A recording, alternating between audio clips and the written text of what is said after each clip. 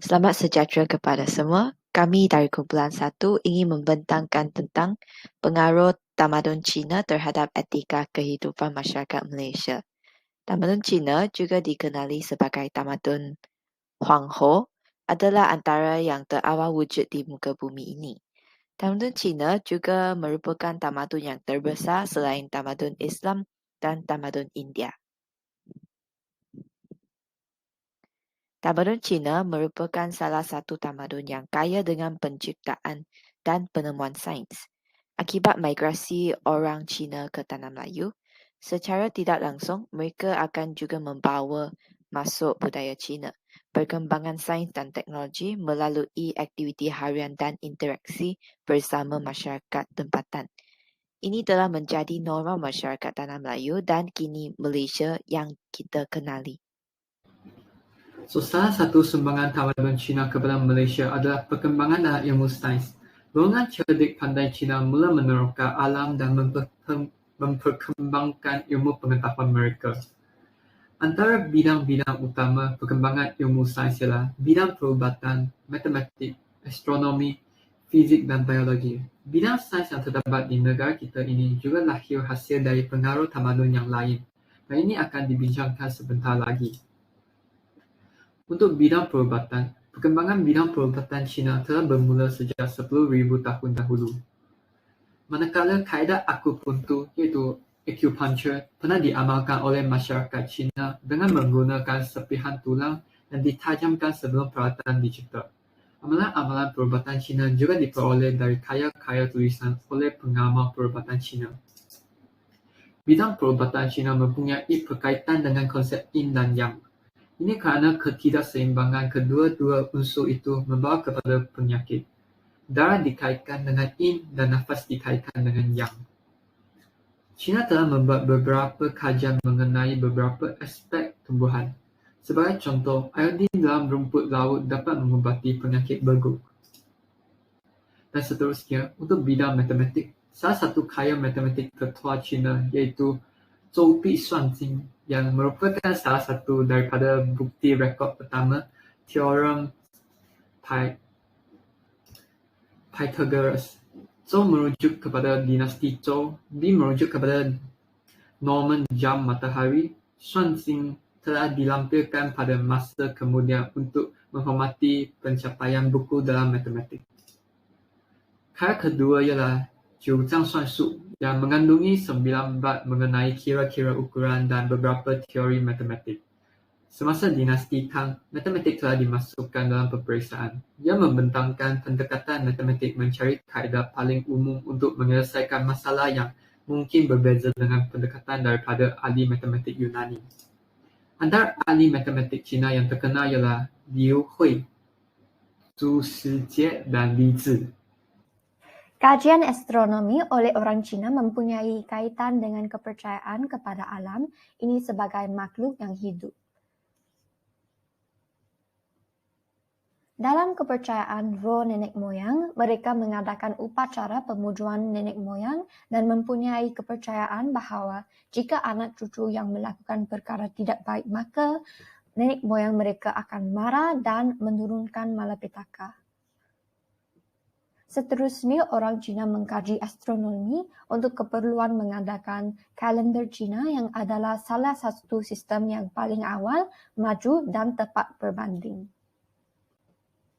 Budaya Cina sangat menghargai kemahiran dan teknologi khususnya kejuruteraan hidrolik kerana kewujudan budaya Cina bergantung kepada kejayaan untuk mengawal banjir di Sungai Kuning. Mereka juga mencipta kertas menggunakan fiber-fiber dari tumbuh-tumbuhan. Semasa dinasti Han, sifat-sifat magnet telah membuahkan kepada penghasilan kompas. Teknologi teknik percetakan mula diperkenalkan semasa pemerintahan dinasti Yang. Serbuk barut pula telah dicipta oleh ahli-ahli kimia Cina. Ini digunakan untuk bunga api dan oleh tentera untuk peperangan. Teori perubatan Cina ialah berdasarkan Yin dan Yang. iaitu badan manusia sebahagian daripada dunia fizikal dan organ-organ dalam badan kita adalah secocok dengan elemen di alam semesta. Kain sutera dan alat sutera pokok telah dibawa oleh tamadun Cina. Seterusnya, amalan falsafah Konfusianisme. Multirasial masyarakat Malaysia terdiri daripada pelbagai kaum yang boleh hidup bersama dengan alam damai melalui falsafah Konfusianisme.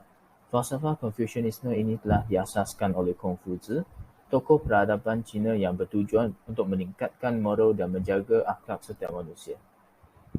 Beliau menekankan bahawa terdapat 5 akhlak yang utama, iaitu Ren, peri kemanusiaan, Li, kesusilaan, Yi, keadilan, Zhi, kebijaksanaan, serta Xin, layak dipercayai.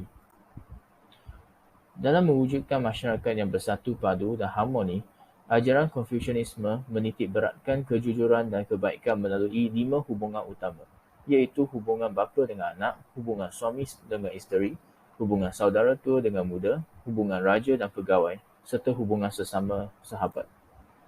Di samping itu, perkahwinan campur antara Cina dengan Melayu, dengan kaum lain seperti Melayu, India, Sikh dan paling banyak dengan Bumi Putera, Sabah dan Sarawak telah melahirkan satu komuniti yang bersifat saling ambil-mengambil dari segi aspek kebudayaan, bahasa, makanan, pakaian, amalan nilai moral dan juga cara pemikiran. Tambahan pula, bapa dan nyonya adalah segolongan keturunan kaum Cina yang unik. Mereka berasal dari perkahwinan silang budaya antara Cina dengan kaum Melayu.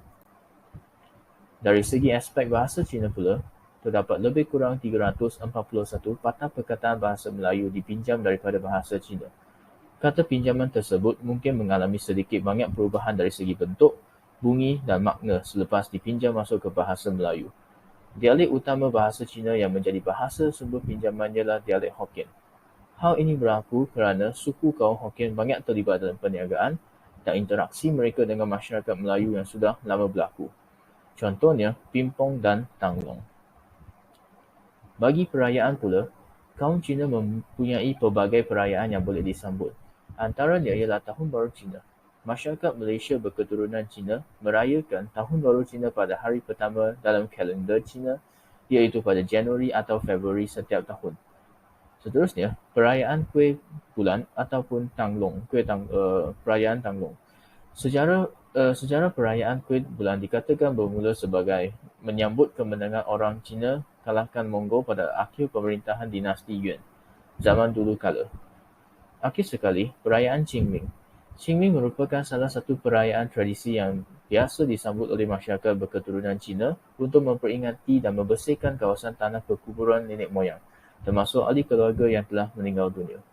Kesimpulannya, tamadun Cina mengamalkan keterbukaan semasa berinteraksi dengan tamadun-tamadun dunia lain, integratif dan dinamik walaupun pernah dicabar oleh tamadun lain dan mengalami perubahan-perubahan dalam proses perkembangan yang panjang.